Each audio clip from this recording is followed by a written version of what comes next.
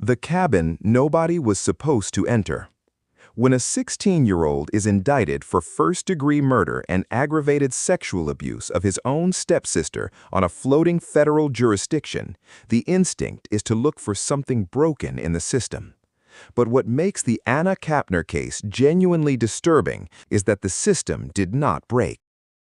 People are returning, if they're able to specifically say 7:51. They said they saw through CCTV that she never left the cabin again. Yeah. There you go. And so she never left. And so you have Timothy going in, you have the younger brother going in, and then I'm assuming leaving. So the first time he enters at 7:51 because Timothy went in at 7:35, right?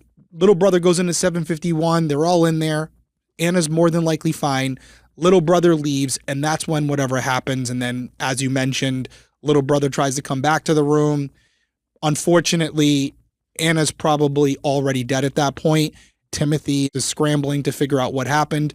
And as far as the cell phone, he's thinking at this point, okay, how do I create something where there's another reason for this occurring? Someone else coming into the room, maybe doing something to her at a different location, and then following her back to this room. And so the initial assault occurred somewhere on the cruise ship, hence the damaged phone, maybe throws people off. Oh, you think that's why he threw it in the garbage and not over the side? Something to create, yes. I think he wasn't even, he's 16. I don't even think he was thinking that deep. I think he sat in that cabin for 3 hours and was like, holy shit, what do I do? And then he hid her body in case the younger brother came back under the bed. And then he was like, all right, I got to do something with this phone. He's like, I'm going to break it. I'm going to break it. And then he's like, well, that's probably not going to be enough if they find it. So he's like, let me just get rid of this. Let me throw it out really quick. And so he probably did some like what he thought to be surreptitious, activity and just walked down a deck and like. Investigators resisted every premature conclusion.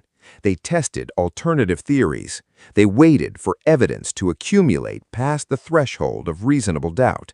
And what they found, piece by piece, was a case that left almost no alternative explanations.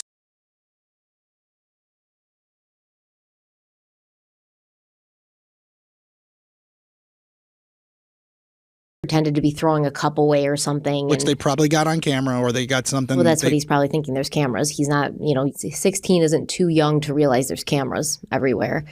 And so this is when he's getting rid of it. And he probably thought that if he went to the edge and threw something over, that would seem more suspicious. I don't know.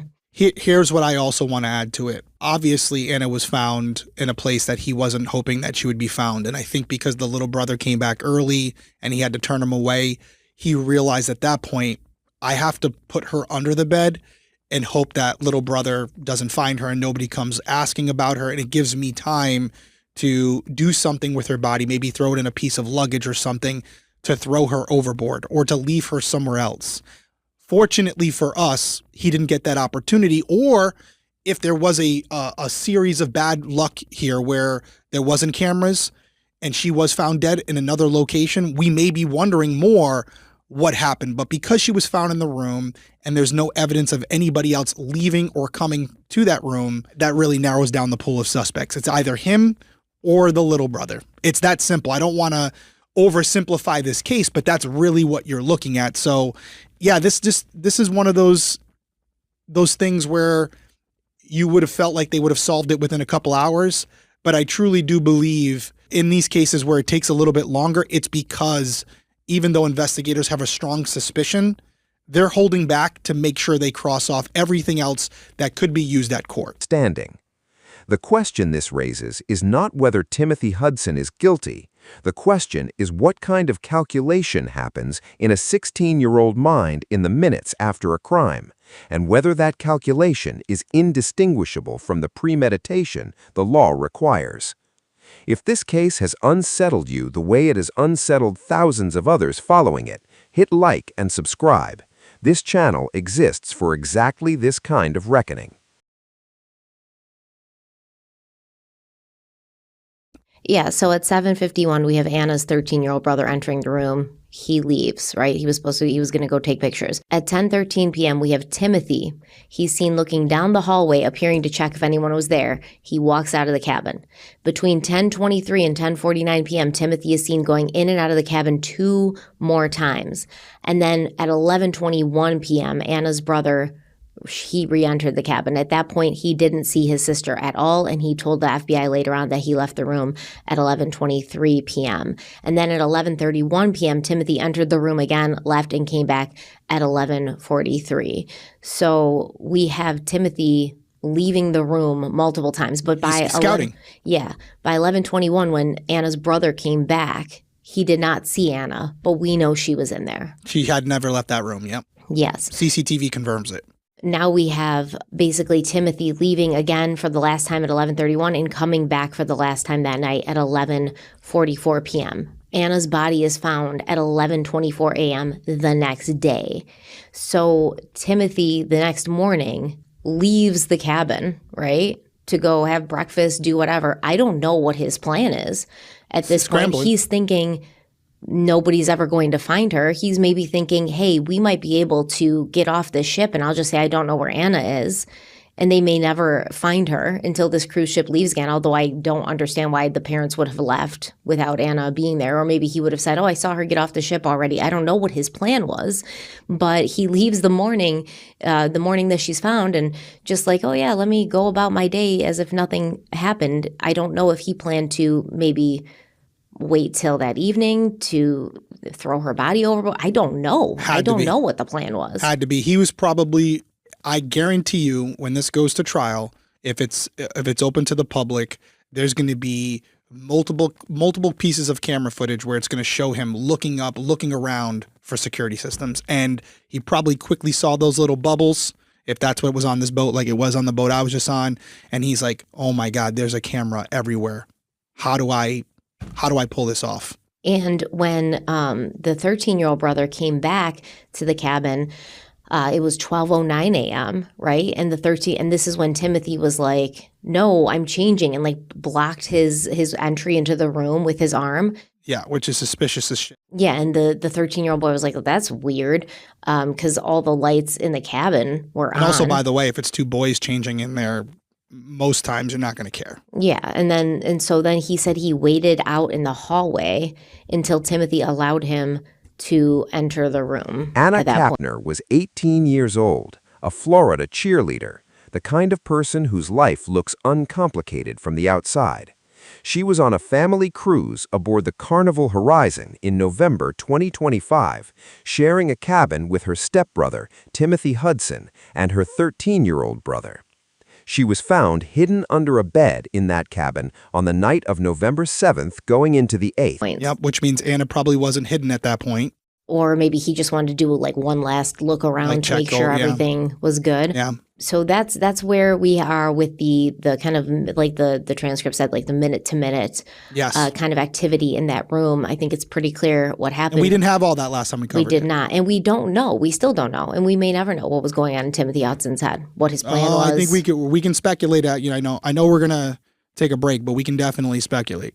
Yeah, I just think I don't know what his plan was. Like, was he just hoping to go along and hope that nobody would ever find anything? Or was he planning to get rid of her body in some way? I'm not sure. There's also another part of this transcript that says the next morning, Timothy Hudson came back to the room, saw that there was people in there and like finding Anna's body, and he just walked right by the room. He didn't even look over there. He didn't look at them. He didn't stop and be like, hey, this is my room. What's going on? He just kept walking right by without looking or doing anything. So obviously he's like, oh, shit. He wouldn't have gone back to the room if he knew that's what was happening. I think he was surprised to find there was people in the room, and then he's like, "Okay, they found her body." Another like, angle. Oh, I truly still believe so. The original that's where we are with that. Was to remove her body from that room, the same way he removed the cell phone.